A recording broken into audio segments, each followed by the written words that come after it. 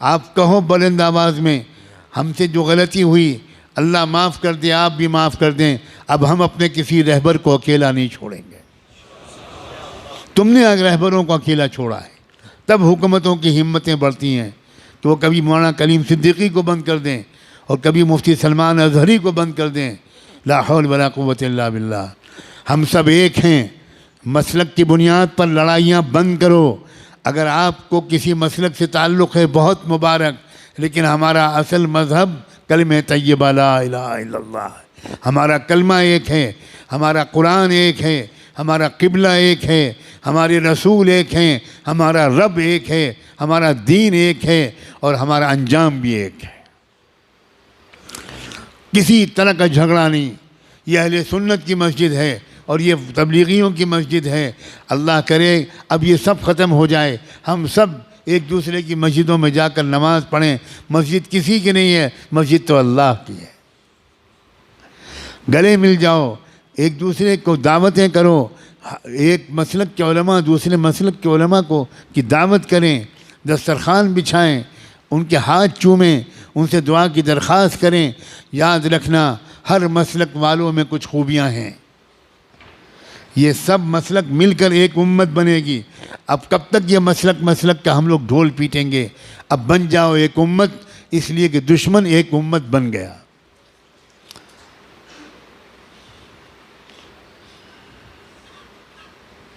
قرآن نے اعلان کیا ہے والذین کفروا بعضهم اولیاء بعض الا تفعلوه تکن فتنة فی الارض وفساد کبیر۔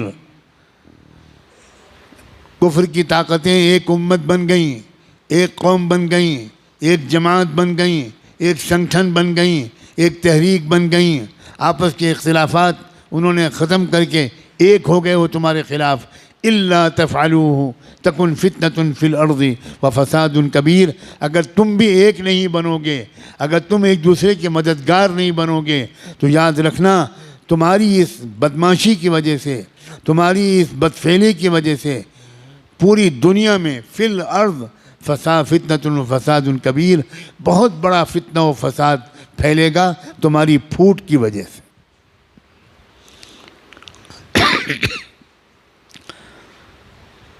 اب تو نہ مدرسے چھوڑے جا رہے ہیں، نہ درگاہیں چھوڑی جا رہی ہیں، مدرسوں پر بھی بلڈوزر چل رہے ہیں، مسجدوں پر بھی بلڈوزر چل رہے ہیں، اور درگاہوں پر بھی، مزاروں پر بھی بلڈوزر چل رہے ہیں۔ واہ واہ واہ واہ۔ اب بھی امت ایک نہیں ہوگی، اب بھی درگاہیں اور مزاریں والے الگ رہیں گے اور مدرسے والے الگ رہیں گے۔ اب تو بھائی خدا کے لیے اب تو ایک ہو جاؤ، ایک ہو کر مضبوطی کے ساتھ ایک طاقت بنو، اور اس بات کی عادت ڈالو کہ جب یہ میرے جیسا کوئی کہنے والا یہ بات کہے تو جس مجمع کے سامنے کہے اس مجمع میں سے کم 50% لوگ وہ باقاعدہ اپنے علاقے کے ذمہ داروں کے ساتھ آئیں، میرے پاس آئیں، میرے جیسے لوگوں کے پاس آئیں اور تفصیل پوچھیں کہ ہم اپنے ملک کو سنبھالنے کے لیے کیا کریں۔ نوجوانوں آؤ گے یا چوڑیاں پہنا دوں میں تم کو؟ میں چوڑیاں بھیجوں؟ میں سچ کہتا ہوں میرا دل بہت دکھا ہوا ہے، بہت دکھا ہوا ہے۔ اور مال والوں اپنے مال کو شادیوں میں خرچ کرتے رہو گے؟ بتاؤ، جواب دو۔ شادیوں میں خرچ کرو گے یا قوم کی حفاظت کے لیے خرچ کرو گے؟ کہاں خرچ کر رہے ہو قوم کی حفاظت کے لیے؟ 10 روپے تمہاری جیب سے نہیں نکلتے قوم کی حفاظت کے لیے، اور شادیوں میں لاکھوں روپے سودی قرضہ لے کر خرچ کر رہے ہو۔ میں تم سب کو اللہ کے حوالے کرتا ہوں، جن لوگوں نے مال کو شادیوں میں خرچ کیا ہو، اللہ آج ان سب کا نام لکھ لیجئے۔ اگر وہ توبہ نہ کریں اور اگر وہ معافی نہ مانگیں تو اللہ ان کو بدترین سزا دیجئے، شرمناک سزا دیجئے، عبرتناک سزا دیجئے۔ رمضان کے جمعے میں زندگی میں پہلی مرتبہ یہ میں بددعا دے رہا ہوں۔ کیا ہو گیا ہے تم کو؟ تمہارے لوگ جیلوں میں ہیں، ان کا مقدمہ یہ لڑا جا رہا ہے۔ تمہارے لوگ بھوک سے مر رہے ہیں۔ جو لوگ جیل میں ہیں ان کا گھر والوں کا حال پوچھتے ہو کبھی کہ ان کے گھر پہ افطاری ہوتی ہے کہ نہیں ہوتی؟ ان کے گھر پہ سحری بنتی ہے کہ نہیں بنتی؟ 4 دن کے بعد عید ہے، ان کے بچے بھی روئیں گے۔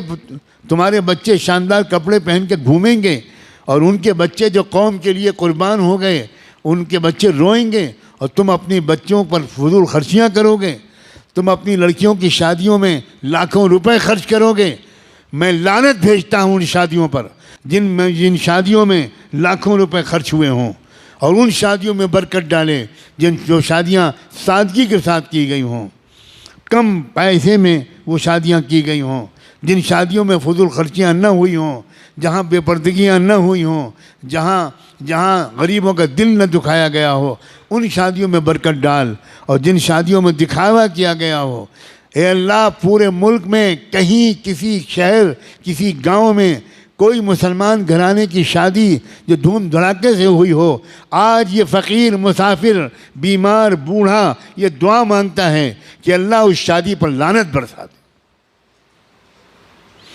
ہوش کے ناخن لوگ مسلمانوں، 50-60 سال ہو گئے مجھے، اور میرے بڑوں کو تو پتہ نہیں سینکڑوں سال ہو گئے، سنتی ہی نہیں قوم، معلوم تھا قبرستان میں ہم لوگ بول رہے ہیں۔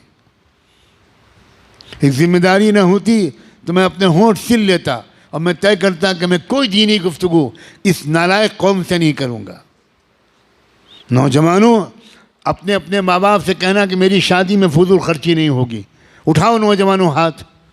کون نوجوان کہیں گے شاباش، اللہ تمہیں خوش رکھے، تمہیں ضد کرو، تم کہو کہ میں بائیکاٹ کر دوں گا، میری شادی میں فضول خرچی نہیں ہوگی، میری شادی میں لڑکی والوں کی طرف سے جہیز نہیں آئے گا، میں کماؤں گا، میں 12 گھنٹے ڈیوٹی دوں گا، میں کما کر اپنے گھر میں ڈبل بیڈ لاؤں گا، اے سی لاؤں گا، فریج لاؤں گا، ڈنر اور ٹی سیٹ لاؤں گا، سب لاؤں گا، لڑکی والوں سے لڑکی کے سوا کچھ نہیں لوں گا، وہ اپنی نازوں پالی بیٹی میرے حوالے کر لیں، یہ کوئی معمولی احسان ہے؟ میں جہیز نہیں لوں گا، میں فقیر نہیں ہوں، میں یتیم نہیں ہوں، میں اپاہج نہیں ہوں، میں معذور نہیں ہوں، میں چلتا پھرتا ہٹا کٹا نوجوان ہوں، میں کماؤں گا اور اپنے منہ میں لقمہ بعد میں رکھوں گا، پہلے اپنے ہونے والی بیوی کے منہ میں لقمہ رکھوں گا۔ یہ مزاج مسلمان نوجوانوں کا ہونا چاہیے۔ اگر ان کی ماں لالچی ہے کہ جہیز آنا چاہیے، اکثر یہ عورتوں کی لالچ ہوتی ہے اور لڑکے بھی اس میں پھسل جاتے ہیں۔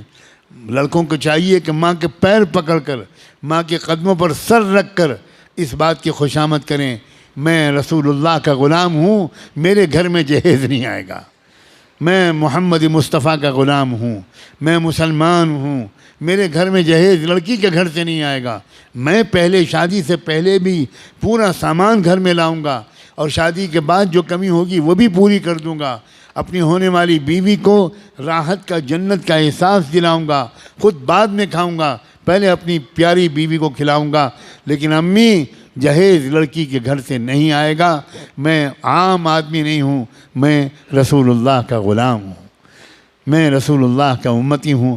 مجھے امید ہے کہ اتنے درد کے ساتھ رمضان کے جمعے میں یہ باتیں جو کہی گئیں وہ جہاں تک پہنچیں گی اثر کریں گی۔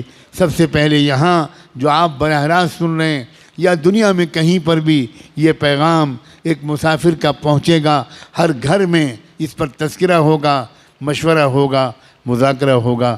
اللہ تعالی ہم سب کو نیک کاموں کی توفیق عطا فرمائے۔ وآخر دعوانا ان الحمد للہ رب العالمین۔